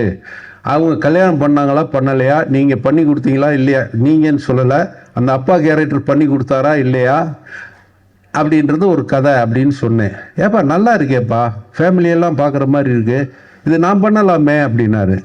தாராளமானே, உங்களுக்காக தான் பண்ணினேன்னு அப்போ ஒரு பொய்யை சொன்னேன். அதை இப்போ இங்கே சொல்கிறேன் அன்னைங்கிட்ட, உங்களுக்காக தான் பண்ணினேன் அப்படின்னு. உடனே சரிப்பா, ஆனால் ஒரு சிக்கல்னாரு. என்னென்ன அப்படின்னு, அப்பா 3 பசங்கன்னு சொல்றியே, நான் அப்பாவை நடிச்சது இல்லையேன்னாரு. அதாவது அவர் கதாநாயகனுக்கு ஈக்குவல் ஹீரோவாக தான் நிறைய நடிச்சிருக்காரு. உங்களுக்கு தெரியும், டாட்டா, பிர்லா, அப்படியே வரிசையாக சொல்லிக்கிட்டே போகலாம். அப்படி நடிச்சுக்கிட்டு இருக்கிறவர் வந்து நான் அப்பாவை நடிக்க மாட்டேப்பா, ரொம்ப நாள் ஆச்சு அப்படின்னாரு. அவர் இந்த பொண்டாட்டி சொன்னால் கேட்டுக்கணுக்கு அப்புறம் அப்பாவை நடித்ததில்லை. இப்போ நான் சொன்னேன், ஏன்னா அப்பாவை அண்ணன் ஆக்கிடலாம்னே, 3 தங்கச்சி அவ்வளோதானே அப்படின்னு. இப்போ பண்ணிடலாம்ல, ஓகே சரி ராஜகோபால், கொரோனா முடிஞ்சோன்னா நீயும் தயாரிப்பாளர் தேடு, நானும் தேடுறேன், எது ஒர்க் அவுட் ஆகாத பண்ணிக்கலாம் அப்படின்னு விளையாட்டாக சொன்ன விஷயந்தான். கரெக்டாக கொரோனா முடிஞ்சதுக்கப்புறம் இந்த கோவை லட்சுமிராஜன் எனக்கு பழக்கம் ஏற்பட்டது. அவர் மூலமாக ரவிராஜா சார் பழக்கம் ஏற்பட்டது. அவங்க 2 பேரையும் நான் கவுண்டமணி அண்ணன்கிட்ட அறிமுகப்படுத்தினேன். அதுக்கப்புறம் கதை சொல்லணுன்னொன்னு சிங்கமுத்தண்ணை ஆஃபீஸில் தான் வர வச்சு நான் கதை சொல்கிறப்ப தான் என் மனைவி சீரியஸாக இருக்காங்க. இன்றைக்கி வாங்கன்னு சொல்லிட்டார் ப்ரொடியூசரு, பெங்களூர்லேருந்து இதுக்குன்னே வந்திருக்காரு. மனைவி எப்படி விட்டு போகிறோன்னு தெரியல. ஆனால் சினிமாவா மனைவியா 30 வருஷமாக நம்ம சினிமாவில் இருக்கோம். மனைவியை கடவுள் பார்த்துக்குவான், நமக்கு சினிமாவும் தான் முக்கியம் அப்படி சொல்லிட்டு அந்த நர்ஸு ஒருத்தவங்ககிட்ட என் ஒய்ஃபை ஒரு 2 ஹவர்ஸு கொஞ்சம் பக்கத்துலேருந்து பார்த்துக்கோங்க, நான் ஒரு முக்கியமான வேலை போயிட்டு வரேன் சொல்லிட்டு நேராக என்னோடய ஃப்ரெண்டு ஆர்ட் டைரக்டர் மகேஷும் நானும் நம்ம சிங்கமுத்தண்ணை ஆஃபீஸ் போனோம். அவங்க 2 பேரும் வந்தாங்க. ரவிராஜா சாருக்கும் கோவை லட்சுமிராஜன் சாருக்கும் ஸ்கிரிப்டை சொன்னேன். அவங்களுக்கு ரொம்ப நல்லா இருக்குது, பிடிச்சிருச்சு. ஒரு 2-3 மாதம் கழித்து நம்ம நிச்சயமாக இதை பற்றி பேசுவோம் அப்படி சொல்லிட்டு போயிட்டாங்க. அங்கே என் மகன் வந்து ஹாஸ்பிட்டலில், என்னப்பா நீ பாட்டுக்கு அம்மாவை விட்டுட்டு போயிட்டேன்னா, இல்லைப்பா ஒரு கதை சொல்கிறத, இப்பயும் உனக்கு கதை சொல்கிறதா முக்கியமானு அப்படின்னு வருத்தப்பட்டான். அதுக்கப்புறம் 1 வாரம் தான் என் மனைவி இறந்துட்டாங்க. அந்த தகவல் வந்து ரவிராஜா சாருக்கும் லட்சுமிராஜன் அவங்களுக்கு தெரிஞ்சது. அப்போ அவங்க 2-3 மாதம் கழித்து பண்ணலான்னு சொன்ன படத்தை ஒரு ராஜகோபால் வந்து மனைவி பிரிஞ்ச ஏக்கத்தில் இருப்பார், இப்போவே ஆரம்பித்தோம்னா அவருக்கு அதில் ஒரு வருஷம் இதாகும், கொஞ்சம் மனைவியை மறந்து கொஞ்சம் டைவர்ட் ஆகுன்றதுக்காக அவங்க இமிடியேட்டாக ஆரம்பிக்கலான்னு சொல்லி ஆரம்பித்தது தான் இந்த படம். இப்போ ஒரு நல்ல விதமாக வந்திருக்கு. இதுக்கு நான் அந்த ரவிராஜா சாரும் கோவை லட்சுமிராஜன் மறக்க முடியாது. அது மாதிரி கவுண்டமணி அண்ணன், என்னோட இத்தனை வருஷத்துக்கு அப்புறமும் 30 வருஷம் அண்ணனுக்கு நான் 70 படம் எழுதியிருக்கேன். மீதி மற்ற நடிகர்கள் வடிவேல், விவேக் இவங்களுக்கெல்லாம் ஒரு 40 படம் எழுதியிருக்கேன். ஆனால் முயற்சிகள் நான் பண்ணிக்கிட்டே இருந்தேன். அது ஒன்று தான் நான் இந்த டைரக்டர் யூனியனில் இருக்கிற இன்னைக்கு இருக்கிற அசிஸ்டன்ட் டைரக்டர்ஸ், அசோசியேட் டைரக்டர்ஸ்க்கெல்லாம் நான் சொல்கிற ஒரே விஷயம், மனசு தளர விடாதீங்க. முயற்சி பண்ணிக்கிட்டே இருந்தீங்கன்னா நிச்சயமாக ஒரு நாளைக்கு உங்களுக்கு திறமை இருந்து உங்கள் கதை மேலே நம்பிக்கை இருந்தால் அது படமாகும். அது நான் சொல்கிறேன், அனுபவிச்ச விஷயத்தில் சொல்கிறேன். ரவி மரியா சார் கூட அங்கே அசிஸ்டன்ட் டைரக்டர்களுக்கெல்லாம் என்னையை தான் உதாரணமாக சொல்லுவார். இவ்வளோ வருஷத்துக்கு அப்புறமும் என்னையை நம்பி, என்னதான் நான் 70 படம் எழுதியிருந்தாலும் என்னைய ஒரு டைரக்ஷனுக்கு நம்பி, என் கதையை நம்பி அண்ணன் கவுண்டமணி அவர்கள் தேதியை கொடுத்து இந்த ப்ரொடியூசரை பேசி படம் பண்ண வச்சதுக்கு அண்ணன் கவுண்டமணி அண்ணனுக்கும் மிகப்பெரிய நன்றியை நான் சொல்லிக்கிறேன். இந்த படத்தை பொதுமக்களாகிய நீங்கள் சக்ஸஸ் படமாக்கணும் அப்படின்னு நான் விரும்பி கேட்டுக்கிறேன். இதில் இன்னொரு சின்ன விஷயம் என்னென்னா, யோகி பாபு சார் வந்து அவரை வச்சு ஒரு படம் பண்ணலான்னு நான் சொல்லிக்கிட்டே இருப்பேன், அவரை பார்த்துக்கிட்டே இருப்பேன். அவர் ஒரு நாள் பேப்பரில் பார்த்துட்டு, சார் ராஜகோபால் சார் கவுண்டமணி அண்ணனை வச்சு படம் பண்ணுறீங்களா? ஆமாம், இந்த படத்தில் நான் இருக்கணும், கண்டிஷன் போடுறேன், அண்ணங்கிட்ட நான் 2 சீன்லையாவது அடி வாங்கணும் அப்படின்னாரு. உடனே நான் சொன்னேன், 2 சீன் இல்லைங்க, அந்த படத்தில் 4 சீனில் அடி வாங்குறீங்கன்னு. அதே மாதிரி அவரும் சம்பளம் வாங்குறத விட பாதியாக சம்பளம் குறைச்சி எனக்காக பண்ணார். இப்போ அவர் இந்த வெளியூரில் ஷூட்டிங்கில் இருக்கனால அவர் நேற்று நைட்டு வரைக்கும் வர்றதுக்கு முயற்சி பண்ணார். அது வர முடியல, அது அண்ணங்கிட்ட சொல்லிடுங்க, தப்பாக எடுத்துக்க போகிறாரு அப்படின்னு பர்டிகுலராக யோகி பாபு சொன்னார். மொட்டை ராஜேந்தர்னும் அதே மாதிரி வெளியூரில் ஷூட்டிங்கில் இருக்கிறனால வர முடியல. இப்போ வந்து இங்கே பொக்கே கொடுத்தோம், பொன்னாடை பற்றி எல்லாருக்கும் சீஃப் கெஸ்ட்டுக்கெல்லாம் பொக்கே கொடுக்கணும்னு நினச்சோம். நிகில் முருகன் சார், நான் ப்ரொடியூசர்லாம் சேர்ந்து நேற்று பேசி ஒரு பொக்கேனா தூக்கி போட்டுருவாங்க, உபயோகமாக இருக்கட்டும்னோன்னா நிகில் சாரும் நானும் சேர்ந்து மனவை பொன் மாணிக்கம் எழுதின அன்புள்ள அம்மாங்கிற ஒரு புக்கு, அதை கொடுத்தோம்னா அவங்க படிக்காட்டியும் பத்திரமா வச்சுருப்பாங்க அப்படின்னு சொல்லி அந்த புக்கை வாங்கிட்டு வந்து எல்லாருக்கும் நாங்கள் கொடுத்தோம். அது வந்து கொஞ்சம் மனசுக்கு மகிழ்ச்சியாக இருக்குது. அதே மாதிரி மியூசிக் டைரக்டர், இந்த இசை விழாவுக்கு கதாநாயகன் யார் அப்படின்னா நம்ம சித்தார்த் விபின் தான். அவர் வந்து 4 சாங் பண்ணோம். ஒவ்வொரு சாங்குக்குமே ஒரு நாள் தான் டியூன் போடுறது, கம்போஸ் பண்ணுறது, உடனே அடுத்த நாள் ரெக்கார்டிங். அதை மாதிரி நமக்கு பிடிச்ச மாதிரி டியூன் போட்டு அழகாக 4 பாட்டு மியூசிக் பண்ணி கொடுத்தாரு. அதில் இடையில ஒரு 2-3 சாங் பழைய படத்து சாங் வச்சுருந்தோம். அது நெகட்டிவ் ரைட்ஸ் பிரச்சனை வரும்னு சொல்லிட்டு அதுக்கு பதிலாக வேறு சாங் பிட்டு சாங் மாதிரி எழுதலாங்கும் போது கவிஞர் மோகன் ராஜா, நான், சித்தார்த் விபின் 3 பேர் உட்காந்து பேசுவோம். அதில் 2 சாங் பிட்டு சாங் நான் எழுதியிருக்கேன். எந்த கவிஞரும் ஒத்துக்க மாட்டாங்க. ஆனால் நம்ம கவிஞர் சிநேகனும் ஒத்துக்குவார், இவர் மோகன் ராஜாவும் ஒத்துக்குவார். அது மாதிரி நான் ஒரு 2 பிட்டு சாங் எழுதியிருக்கேன். அதை மனசு ஒத்துக்கிட்டாரு சித்தார்த் விபின், அதே மாதிரி மோகன் ராஜா. அந்த மீது 2 சாங் அவர் எழுதினார். அதுக்காக அவங்க ரொம்ப தேங்க்ஸ் சொல்லிக்கிறேன். அது மாதிரி Madurai temple city Kumar sir இருக்கார். அவர் எனக்கு நடிகர் செந்தில் அண்ணன் மூலமாக ரொம்ப நாளாக ஃப்ரெண்ட்ஸு. நண்பேண்டான்னு ஒரு குரூப் வச்சுருக்காரு. அதன் மூலமாக பழகிட்டு இருந்தோம். ஒரு கேரக்டரு நான் பண்ணணும். அது என்ன கேரக்டர்னா அரசியல்வாதி. இன்றைக்கி பரபரப்பாக பேசப்படுற ஒரு அரசியல்வாதி. அந்த கேரக்டருக்கு யாரை போடலாங்கும் போது நம்ம தலைவர் வையாபுரி சொன்னார், மதுரை டெம்பிள் சிட்டி குமார் போடுங்க, கரெக்டாக இருக்கும், அவர் நடிக்கிற இன்ட்ரெஸ்ட்னாரு. அதுக்கப்புறம் அவர்கிட்ட பேசினேன். அவரும் அந்த கேரக்டர் சொன்னோன்னே நான் நடிச்சே தீருவேன்னாரு. ஓகேன்னு சொல்லி அவர் 3 தடவை 4 தடவை இங்கே சென்னைக்கு நான் நினச்சபடி அந்த கேரக்டரை வாய்ப்பே இல்லை ராஜா, வாய்ப்பே இல்லை அப்படின்ற பர்டிகுலராக அந்த டைலாக் சொல்லி பிரமாதமாக நடித்தார். அவருக்கு ரொம்ப ரொம்ப தேங்க்ஸ். அவர் குமார் சார் சொன்ன மாதிரி இந்த படத்தோட சக்ஸஸ் மீட்டிங் மதுரையில் பண்ணணும்னு ஆசைப்பட்றோம். அதெல்லாம் உங்கள் கையில் தான் இருக்குது. மற்ற எல்லாருக்குமே நன்றி. பாக்கியராஜ் சாரை நேற்று பார்க்க போனோம் இன்வைட் பண்ணுறதுக்காக. அப்போ அவர்கிட்ட நான் அசிஸ்டண்டார் சேர்றதுக்கு ஒரு 15 வருஷம் போராடி இருக்கேன். ஆனால் ஒரு இடத்துல கூட அவர்கள் சேர முடியல. இப்போ என்னோடய ஃபங்க்ஷனுக்காக சார் வாழ்த்தினார்னா நான் அவர்கிட்ட அசிஸ்டண்டாக வேலை பார்த்த மாதிரி ஒரு பெருமை இருக்குன்னு சொல்லி தான் நான் அவர்கிட்ட சொன்னேன். அவரே என்ன இவ்வளோ நாள் எனக்காக பண்ணேன்னு சொல்லி ரொம்ப ஆச்சரியப்பட்டார். அதனால் இங்கே வந்திருக்க எல்லாருக்கும் நன்றி, வணக்கம். படத்தை சக்ஸஸ் பண்ணி கொடுங்க, அதான் நான் உங்கள்கிட்ட கேட்டுக்கிற ஒரு வேண்டுகோள். தேங்க்யூ. இந்த படம் முதல்ல கவுண்டமணி சாருடைய படம். கவுண்டமணி சாருடைய நான் மேடையில் எல்லாமே வெற்றி விழா மேடைகளில் தான் நானும் கவுண்டமணி சார் இருந்திருக்கோம். எத்தனையோ ஊர்களுக்கு போயிருக்கோம், எத்தனையோ படங்கள் வெற்றி. அவரோட இன்னைக்கு ஒரு வித்தியாசமாக அவர் ஹீரோவாக நடித்து நாங்கள் ஒரு கெஸ்ட்டாக பேசுகிற ஒரு வாய்ப்பு எனக்கு கிடைச்சதுக்கு, எனக்கு வாய்ப்பு கொடுத்ததுக்கு டைரக்டர் ராஜகோபால் அவர்களுக்கும் அந்த தயாரிப்பாளர் அவர்களுக்கும் என்னுடைய நன்றியை தெரிவித்துக் கொள்கிறேன்.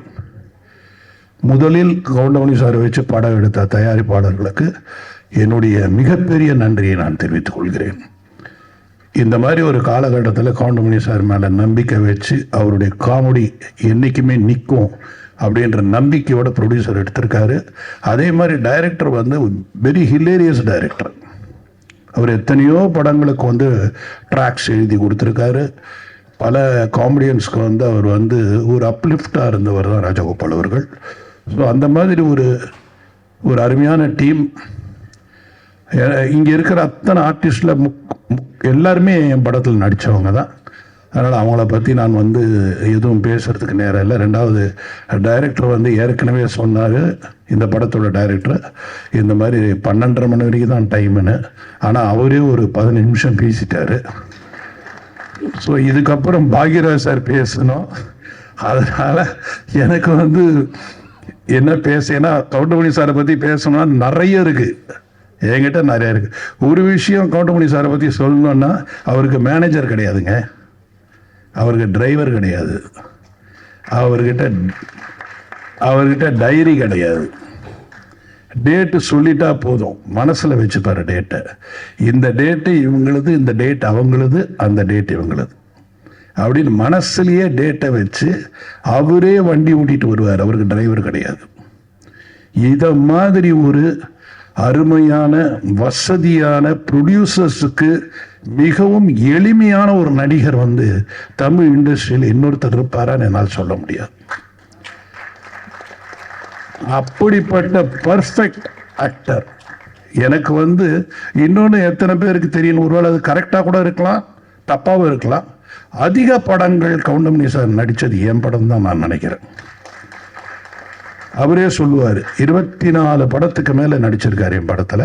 அந்த 24 படத்தில் 20 படம் ஹிட்டு. நான் அவர் இருந்ததில். இதில் என்ன வேடிக்கைன்னா, நான் வந்து ஒரு 4 பேஜ் டைலாக் எழுதிட்டு சத்யராஜ் சாருக்கும் கவுண்டமணி சாருக்கும் வந்து டைலாக் சொல்லுவேன். அந்த 4 இவங்க 2 பேரும் சேர்ந்து 6 ஆக்கிடுவாங்க. திரும்ப அதை படிக்கும்போது என்னால் எதையுமே கட் பண்ண முடியாது. அந்த மாதிரி 6 ஆகிடும் அந்த பேஜ். அது மாதிரி 2 பேஜ் கொடுத்தா 4 ஆகிடும். இப்படி வந்து அந்த பேஜஸில் சரி அதில் என்ன ஃபில்டர் பண்ணலான்னு பார்த்து அதில் என்ன ஹைலைட்னு பார்த்து காமெடி பண்ணும் பொழுது இந்த 3 பேருடைய சக்ஸஸுக்கு காரணம் இந்த டீம் தான், அவங்க கான்ட்ரிபியூஷன் தான்.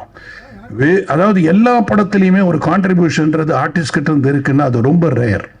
அப்படி ஒரு கான்ட்ரிபியூஷன் உள்ள ஒரு ஆக்டர் யாருன்னா கவுண்டமணி சார். அவர் அதில் நீங்கள் பர்டிகுலராக நிறைய படம் நான் சொல்லணும்னா, ஒன்று நடிகன், அந்த பிரியாணி சீனு எடுக்கவே முடியலங்க, எடுக்கவே முடியல. சிரிச்சுக்கிட்டே இருக்கேன், எங்கே கட் சொல்கிறது தெரியல.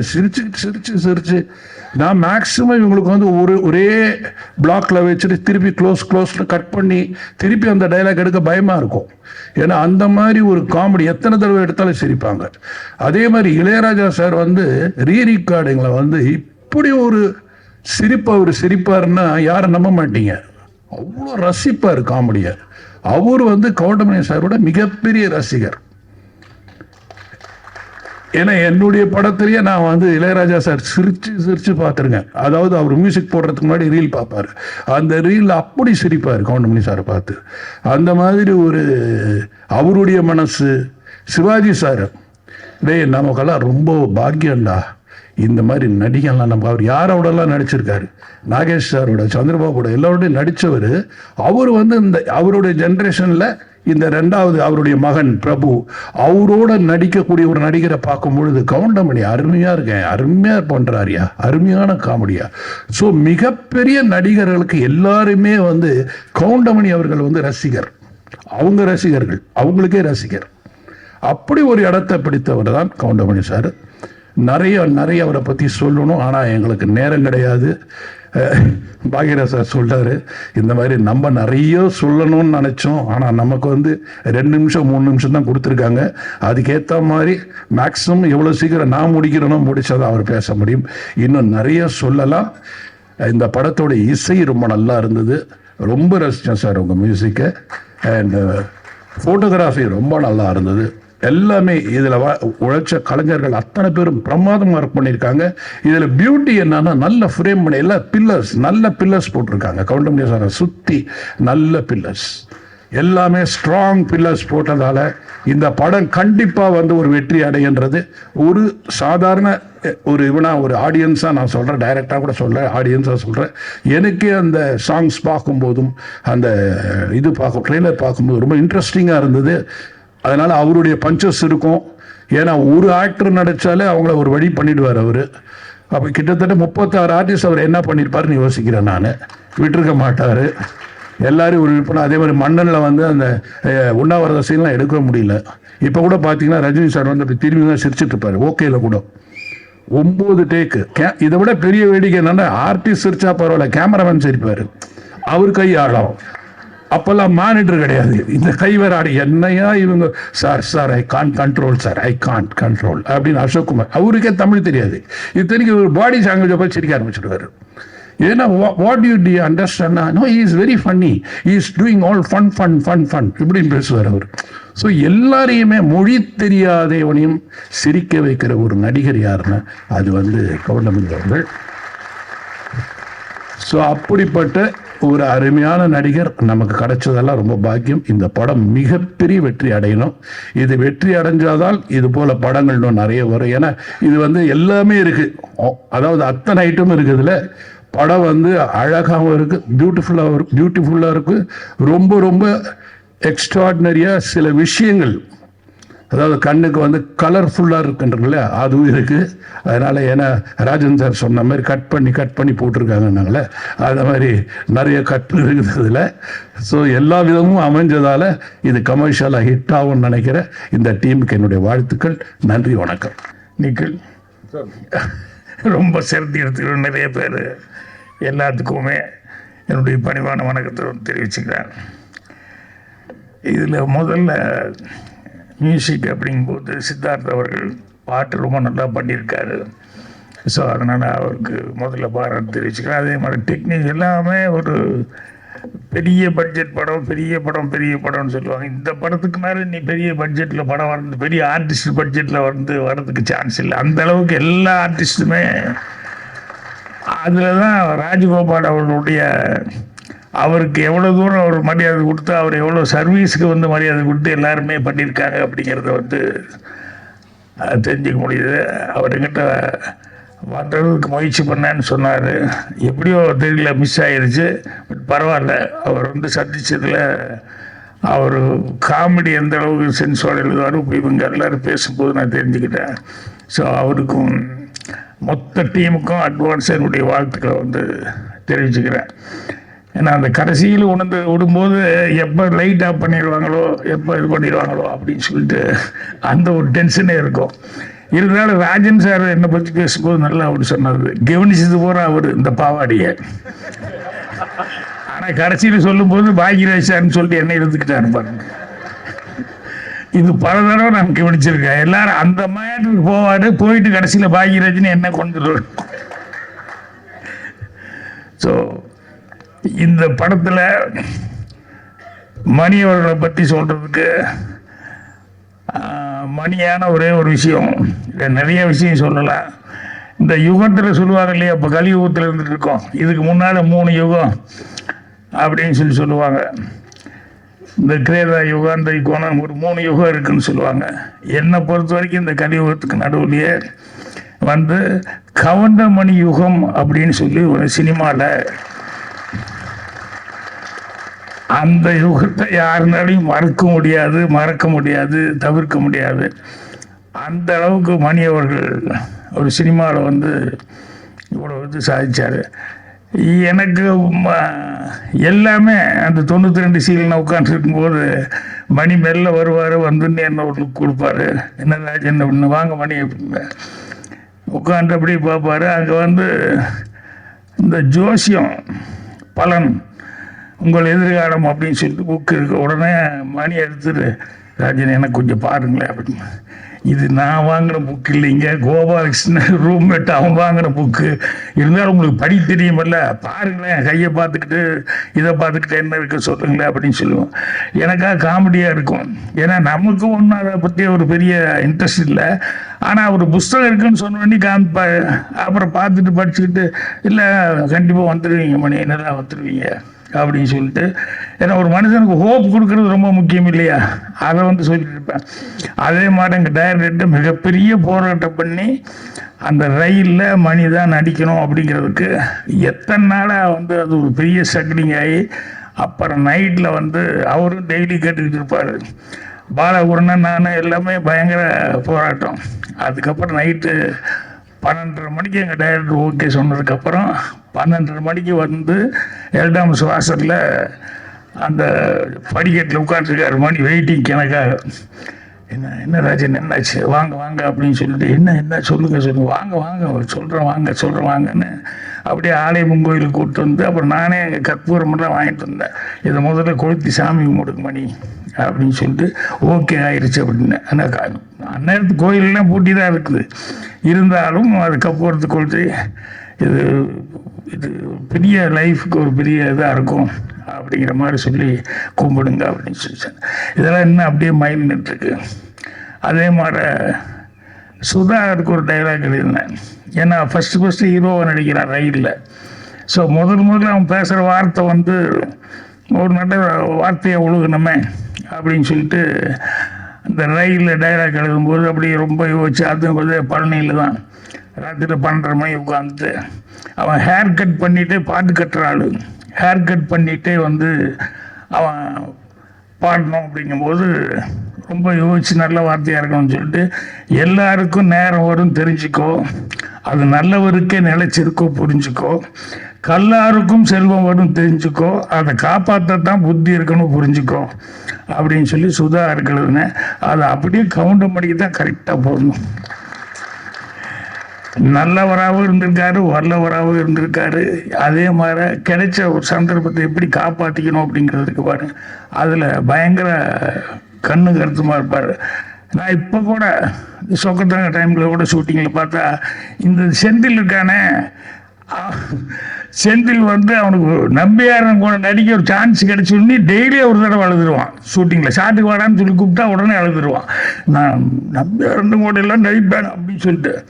ஆனால் சொக்கத்தக்க ஷூட்டிங் எப்போ பார்த்தோம்னா டெய்லி ஒரு பெட்ஷீட்டு இல்லைன்னா பெரிய போர்வை, அது சீட்டு கட்டு, இது கரெக்டாக எடுத்து வந்துடுவான்.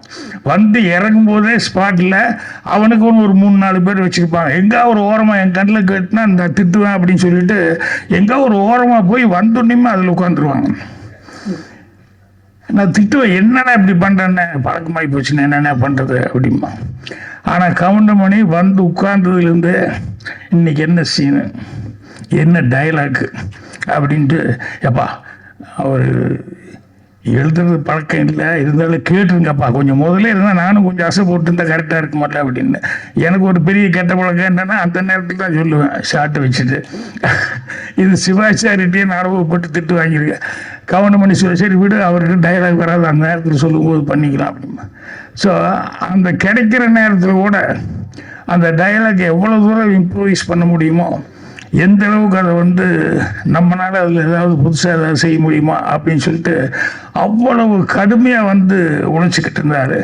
ஸோ அதனால் இன்னைக்கு வரைக்கும் அந்த கவுண்டமணி யுகம் அப்படின்னு நான் சொல்கிறது காரணம் என்னென்னா, அவர் வந்து எல்லாம் லயிச்சு இருக்கிறதுன்னு சொல்லுவாங்க இல்லையா சினிமாவில், அந்த லயிப்பு அப்படிங்கிறது வந்து அவருக்கு ஆரம்பத்துலேருந்து நாடகத்துலேருந்து சரி, அதுக்கப்புறம் நடிக்க வந்ததுலேருந்து சரி, இன்னைக்கு வரைக்கும் பார்த்தாலும் அதே இதில் தான் இருந்துட்டுப்பாரு. அதே மாதிரி அந்த ஸ்பாட்டில் வர்றதுங்கிறது இருக்குமில்ல, அது மாதிரி இப்போ டைரக்டர் சொல்லிட்டு போய் உட்காந்துவார் என்னென்னா, இந்த படம் நல்லா ஓடணும் அப்படின்னு சொல்லி நீங்கள் தான் எல்லாருன்னா ஒன்றுமே வேண்டியதில்லை, எல்லாத்துக்கும் டிக்கெட் எடுத்து கொடுத்து டெய்லி பார்க்க சொன்னால் நல்லா ஓடும் அப்படின்னு சொல்லி கவுண்டமணி அதுக்கு ஒரு கமெண்ட் அடிச்சுருக்காரு. ஸோ அந்த அளவுக்கு அவர் கவுண்டமணி அவர்கள் நாங்கள்லாம் ஒரே ரூமில் இருந்தோம் அப்படிங்கிறது, இன்னும் சினிமாவில் இருந்துருக்கோம் அப்படிங்கிறது ரொம்ப ரொம்ப சந்தோஷமாக இருக்குது. அதனால் கண்டிப்பாக அவருடைய மரியாதைக்கு, அவருடைய சர்வீஸ்க்கு அவர் மேலே இன்னும் ஜனங்கிட்ட அந்த இது இருக்குது. அதனால் அதுக்காகவே இந்த படம் சிறப்பாக ஓடும். அப்புறம் இந்த படத்தில் ரவிராஜா ப்ரொடியூசர் வர முடியாமல் போயிடுச்சு. ஆனால் இணை தயாரிப்பாளர் லட்சுமி ராஜன் வந்திருக்காரு, நல்ல சிறந்த மனிதர். அவங்க வந்து கடுமையாக ஒத்துழைப்பு கொடுத்துருக்காங்க இந்த படத்துக்கு. இது எல்லாத்தையும் தாண்டி இந்த படம் இன்னும் கதிரேசனும் ரஞ்சித் அவர்கள் இந்த மாதிரி இவங்க எல்லாமே வந்து படம் வெளியே வரணும் அப்படிங்கிறதுக்கு எல்லாருமே இது பண்ணியிருக்காங்க. இதுக்கு எல்லாமே ஒரு சின்ன ஒரு என்ன சொல்லுவாங்க, அச்சாணின்னு சொல்லுவாங்களே சின்னதாக, அது மாதிரி புவனேஷ் இவன் தான் கடைசி நேரத்தில் இந்த படம் வெளியே வர்றதுக்கு ரொம்ப கஷ்டப்பட்டு எல்லாம் பண்ணிக்கிட்டு இருந்தான். அந்த புவனேஷ் அவர்களுக்கு, வாயா நீ யாருன்னே தெரியாது, எப்பா ஒரு சால்வு கொடுப்பா, எங்க ஏஜ்லேயே நிறைய டிகிரி வாங்கி நிறைய படிச்சிருக்காப்புல. ஆனால் எந்த இது எடுத்துக்கிட்டாலும் அது பிரதிபலன் பார்க்காம அதில் கடுமையாக உழைக்கக்கூடிய ஒரு ஆள். ஸோ இந்த படத்தை இப்போ எனக்கு தெரிஞ்சு இந்த ஒரு 3-4 மாதமாக ஃபுல்லாக இதை பற்றியே கான்சன்ட்ரேஷனாக இருந்து ரொம்ப இந்த படம் வெளியே வர்றதில் வந்து ரொம்ப முயற்சி எடுத்துக்கிட்டாப்புல. ஸோ இவருக்கு நண்பர் சீமான் ரசிமன்ற ஆள், அவரெல்லாம் வந்து இவருக்கு பெரிய பக்கபலமாக இருந்திருக்காங்க. ஸோ இவ்வளவு பேரும் வந்து அதான் சார் கதிரேசன் செந்தில் அதான் படத்துக்காக யாரெல்லாம் வந்து இந்த படத்தை வெளியே கொண்டு வர்றதுக்காக இது பண்ணாங்களோ, ஒழிச்சவங்க எல்லாத்துக்கும் என்னுடைய மனமான தெரிவிச்சுக்கிறேன். நான் சொன்ன மாதிரி இந்த படமே மீண்டும் ஓட்டு முத்தையா அப்படிங்கிறது வந்து கவுண்டமணி அவர்களுடைய பிராண்டு. அதனால் மீண்டும் அடுத்தது கவுண்டமணி வச்சு மறுபடியும் படங்கள் தொடர்ந்து செய்யணும் அப்படிங்கிற அளவுக்கு எல்லாத்துக்கும் ஒரு உற்சாகத்தை கொடுக்கணும் அப்படின்னு சொல்லி அவருக்கும் அந்த படத்தினுடைய தயாரிப்பாளர்கள் மற்றும் டெக்னீஷியன்ஸ் எல்லாத்துக்குமே நிறைய ஆர்டிஸ்ட் ஒர்க் பண்ணியிருக்காங்க. ஒவ்வொருத்தர் பற்றி சொல்கிறதுனா ரொம்ப டைம் ஆகிட்டு இருக்கும். எல்லாத்துக்குமே என்னுடைய மனமார்ந்த வாழ்த்துக்கள் அட்வான்ஸாக வந்து தெரிவிச்சுக்கிறேன். நன்றி, வணக்கம். தமிழ் சினிமாவின் நகைச்சுவை உலகில் புதிய தரத்தை நிர்ணயித்தன. நெட்ஃப்ளிக்ஸ், அமேசான் மாதிரி இன்னைக்கு ஓடிடிலாம் வர்றதுக்கு உள்ளாகவே உலக சினிமாக்களை பார்த்து அடுத்த தலைமுறைகளுக்கு கடத்தும் கலைஞன் இன்று நம் கதையின் நாயனாக ஒத்த ஓட்டு முத்தையாவாக உங்கள் முன் காமெடி கிங் கவுண்டமணி சார் அவர்களை பேச அழைக்கிறேன்.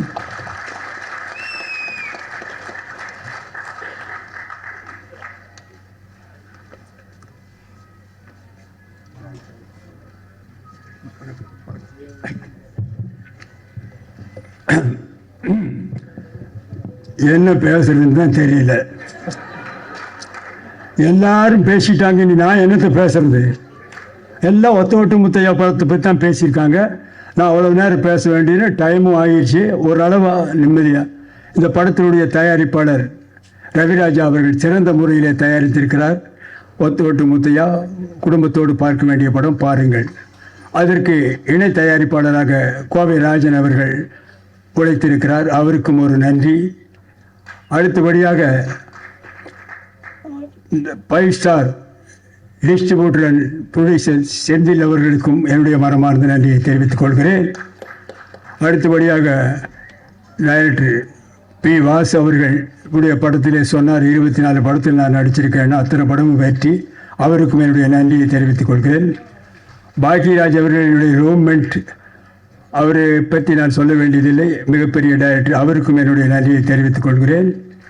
தயாரிப்பாளர் கே. ராஜன், அவரை பற்றி சொல்ல வேண்டியதில்லை, அவரும் என்னுடைய நண்பர் தான், அவருக்கும் என்னுடைய நன்றியை தெரிவித்துக் கொள்கிறேன். அடுத்தபடியாக மியூசிக் டைரக்டர் சித்தார்த் விபின் அவர்கள், நல்ல இசையமைப்பாளர், நீங்களே சாங்கை பார்த்தீர்கள், அவருக்கும் என்னுடைய நன்றியை தெரிவித்துக் கொள்கிறேன். அடுத்தபடியாக டைரக்டர் சாய் ராஜகோபால் அவர்கள், சிறந்த காமெடி ரைட்டர், அவர் காமெடியாக இந்த படத்தை டைரக்ட் பண்ணியிருக்கிறார். ஆரம்பம் முதல் இறுதி வரை சிரித்து கொண்டே இருக்கலாம், தவறாமல் படம் பாருங்கள். பிறகு வேற யார் இருக்காங்களா? பற்றி என்னோடு நடித்த நடிகைகள் அத்தனை பேருக்கும் என்னுடைய மனமார்ந்த நன்றியை தெரிவித்துக் கொள்கிறேன். அதோடு மட்டுமில்லாமல் இந்த விழாவிற்கு வந்திருக்கும் பிரஸ் ரிப்போர்ட்டர்ஸ், போட்டோகிராஃபர்ஸ், டிவி மீடியாக்கள் அத்தனை பேருக்கும் என்னுடைய மனமார்ந்த நன்றியை தெரிவித்துக் கொள்கிறேன். இந்த விழாவுக்கு வந்திருக்கும் ரசிகர்கள், வராத ரசிகர்கள், வீட்டிலே இருக்கும் ரசிகர்கள், வெளியூரிலே இருக்கும் ரசிகர்கள், வெளிநாட்டிலே இருக்கும் ரசிகர்கள், ஹாலிவுட்டிலே இருக்கும் ரசிகர்கள், அத்தனை பேருக்கும் என்னுடைய மனமார்ந்த நன்றியை நான் தெரிவித்துக் கொள்கிறேன். இந்த விழாவை சிறப்பாக நடத்தி கொடுத்த PRO நிக்கில் முருகன் அவர்களுக்கும் என்னுடைய நன்றியை தெரிவித்துக் கொள்கிறேன். இந்த ஒத்தோட்டு முத்தையா படத்தை பாருங்கள். இந்த ஒத்தோட்டு முத்தையாவை நன்றாக பாருங்கள். இந்த ஒத்தோட்டு முத்தையாவை திரும்ப பாருங்கள். நான் திரும்பவும் சொல்லுகிறேன், ஒத்த ஓட்டு முத்தையாவை பாருங்கள். திரும்ப திரும்ப சொல்லுகிறேன், ஒத்த ஓட்டு முத்தையாவை பார்க்க. திரும்பி பார்த்து விட்டும் சொல்லுகிறேன், ஒத்த ஓட்டு முத்தையாவை பாருங்கள், மறந்து விடாதீர்கள். உங்கள் இந்த ஒத்த ஓட்டு முத்தையாவை வெற்றி ஓட்டு முத்தையாவை மாற்ற வேண்டியது உங்களுடைய கடமை, உங்களுடைய பொறுப்பும். இத்துடன் என்னுடைய பேச்சை முடித்துக் கொள்கிறேன். நன்றி, வணக்கம், வெல்கம், தேங்க்யூ.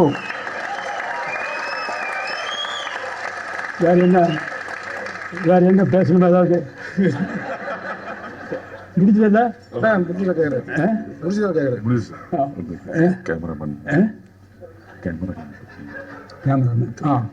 சாரி, பக்கத்திலே இருக்காரு, மறந்துட்டேன். கேமராமேன் காத்தவராயன் அவர்கள் சிறந்த முறையிலே எல்லாருக்கும் வெளிச்சமா தெரிகிற மாதிரி படம் எடுத்திருக்காரு. அவருக்கும் ஒரு நன்றியை தெரிவித்துக் கொள்கிறேன். அப்புறம் ஆர்ட் டைரக்டர் மகேஷ் அவர்களுக்கும் நன்றியை சொல்கிறேன். அப்புறம் எடிட்டர் யார் பேர்? ராஜா சேதுபதி அவர்கள் நல்லா எடிட் பண்ணியிருக்கிறார். அவருக்கும் நன்றியை தெரிவித்துக் கொள்கிறேன். இன்னும் யாராவது இண்டு இடுக்கு சந்து பொந்து எங்காவது ரசிகர்கள் இருந்தால் அவர்களுக்கும் நன்றியை தெரிவித்துக் கொள்கிறேன். மீண்டும் ரயிலிலே போகும் ரசிகர்கள், பஸ்ஸிலே போகும் ரசிகர்கள், பிளைட்டிலே பறக்கும் ரசிகர்கள், ஹெலிகாப்டரிலே பறக்கும் ரசிகர்கள் அத்தனை பேருக்கும் என்னுடைய மனமார்ந்த நன்றியை தெரிவித்துக் கொள்கிறேன். Welcome, thank you. Thank you so much sir. மிகப்பெரிய கரகோஷம் கொடுத்துடலாம் இப்படி ஒரு எனர்ஜெட்டிக்கான ஸ்பீச்சுக்கு. Thank you legendary actor Goundamani sir. நன்றி வழங்குவதற்காக குட்டி ஸ்டோரி பிக்சர்ஸ் புவனேஷ் சின்னசாமி அவர்களை அழைக்கிறேன்.